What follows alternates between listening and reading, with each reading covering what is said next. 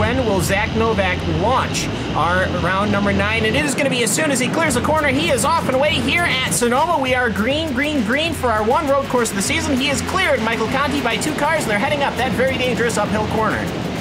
Now the question is, how many people make it through this corner and through the uphill section? The top 5 get single file. It's side by side, back around Jake Sturgis. Sturgis will clear Mullis. Ottinger follows through, and everybody throughout the top 10 single file. It gets a little close around, it looks like Kenny Humpy. They're side by side behind him. It's Clampett and Challenair going side by side.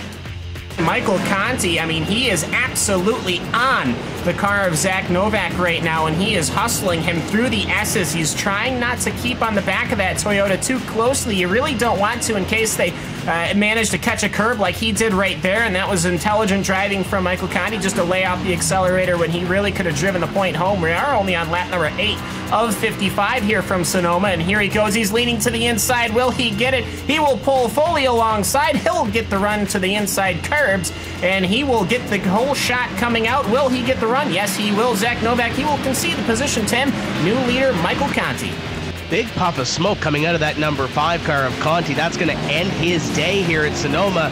Man, oh man, we saw it with Dylan Duval a couple of weeks ago where he had that issue at Pocono where he double downshifted and it ended his day.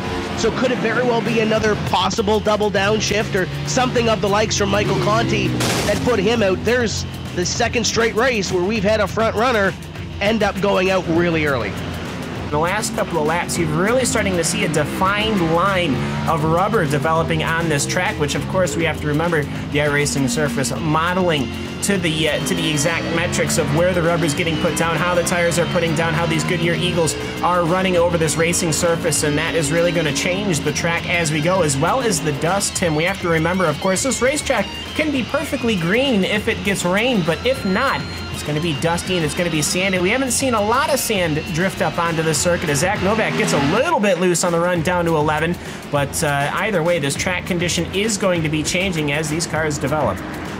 As you see right there at the top of the hill, Vincent will gain a couple of car lengths and is now within 1 car length of Novak for the top spot in this one as Novak slides again, and here comes Vincent. Vincent looking to the inside, Novak all kinds of out of shape, and it'll be Vincent going to the lead. Here comes Zielinski. Zielinski will pick up second. Novak will fall to third, but Cam, it could have been a lot worse. That thing looked nasty.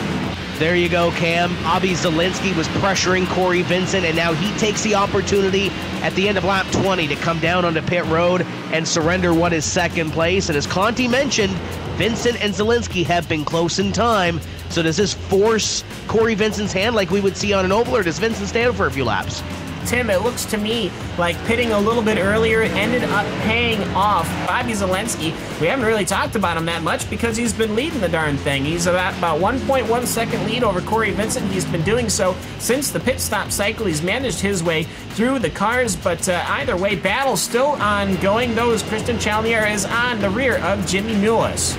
Yeah, and those two going right at it here, and Challenair going to take a wide line into 7 here and going to try and get the run down through the S's. Challenair all over the back bumper of Jimmy Mullis, and Mullis just trying to run the defensive line through the S's here, and we're running out of time for these guys now. Challenair going to look to driver's left, not going to happen this time. They'll come through 10, and maybe Challenair going to try the dive bomb here. He's going to get a decent run through there. Challenair looking to maybe right side this time. He's going to dive it in there. And it looks like he's going to get the inside line. Mullis going to fight back, though. They touch, and Challenair is going to hold on to the position. Yeah, Jake Sturgis and Logan Clampett battling for a position, and they're working through some lap traffic as well. Sturgis has Hill right in front of him as Sturgis pitches it in underneath the 4. The 44 of Clampett is there. I think Clampett might have an opportunity to challenge for position number 6, and if they can get on their horse, he might be able to get 5th, but wow, the 4 car of Hill, the 41 of Sturgis, nearly had a moment coming to the start-finish line. Yeah, and they're still trying to get around that lap car of Timmy Hill. Meanwhile, actually, they're going to force their way around the car, and actually, there's an incident coming up the hill. Actually, Timmy Hill not happy with that one. Bobby Zielinski, on top of taking the victory, he will almost certainly be taking over the championship lead for round number 9 here in the NASCAR Peak Antifreeze Series. It goes to Bobby Zielinski. His number 83 car will take the victory at Sonoma.